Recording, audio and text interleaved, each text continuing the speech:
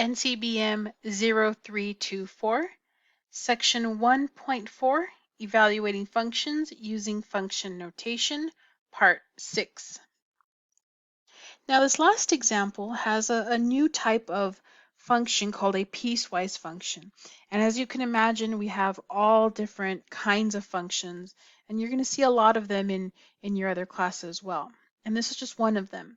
So what does it mean to be a piecewise function?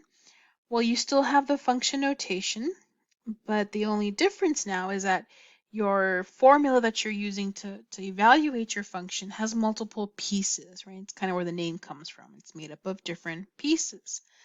Now, to evaluate at a piecewise function, we have to look at the other notation they give us. So when I see this x less than 0, what this is telling me here is that if I'm going to use the first equation, I can only use that for x's that are smaller than 0. So this is telling me when to use the first rule. If my x is greater than or equal to 0, whatever they're giving me to evaluate, then I know I'm going to use my second rule. So for part A here, when we have f of 3, well, 3 is greater than or equal to 0, right? 3 is in this spot. It's bigger than 0.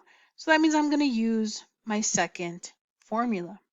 I cannot use the first one at all because that's only allowed when my x is less than 0. So I'm going to plug in 3 into the x spot, evaluate, and we came out with the value of -2.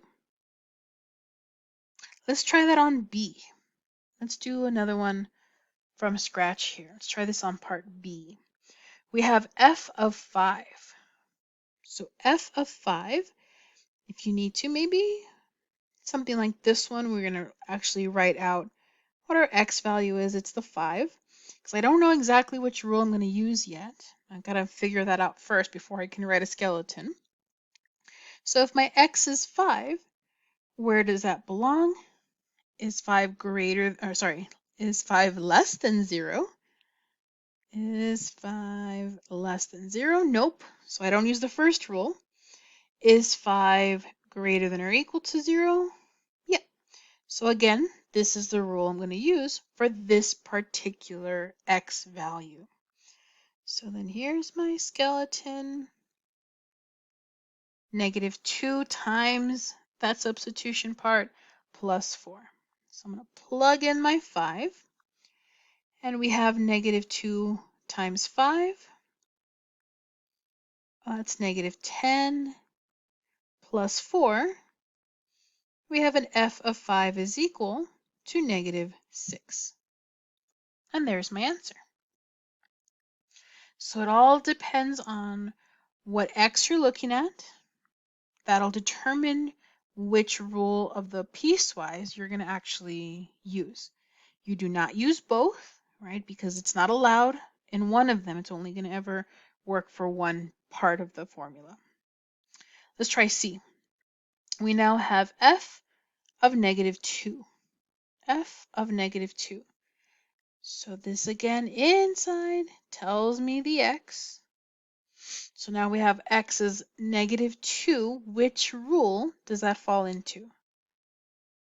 Is x greater than or equal to 0? Is -2 bigger than 0? Nope. So it looks like this time we're going to use the first rule because it belongs to this x being smaller than 0. So I'm going to have my skeleton. Notice there's a negative in front of that x, so I put a negative in front of my parentheses minus the 5. And I'm going to plug in the -2. And here it's really important that we keep track of these negatives. There was a minus from the function, a minus from the value. So negative turns positive. So now I have 2 minus 5. So f of -2 is equal to -3. And there it is. The x value is -2. The y value, the function value, is -3. 2 more. Part D, we have f of negative 10.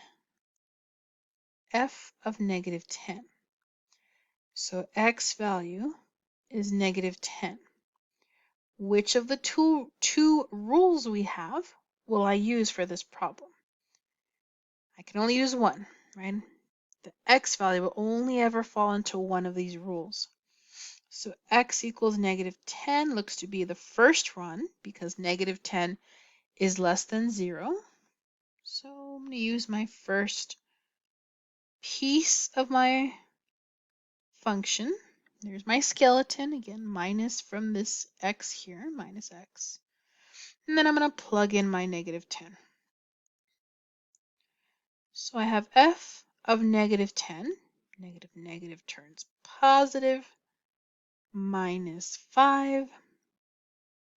And we get f of negative 10 is equal to positive 5. Good. Last one. One more. F of 0. So again, this is telling us that the x value that we're looking to analyze here, to evaluate, is 0. So back to our piecewise function. Which of these rules allows x to equal 0? Well, the first one is x is less than 0. It has to be smaller than 0, so I don't think that one will work. But is x greater than or equal to 0? Well, it's not greater than, but it is equal. Right? I do have that equality on that symbol there.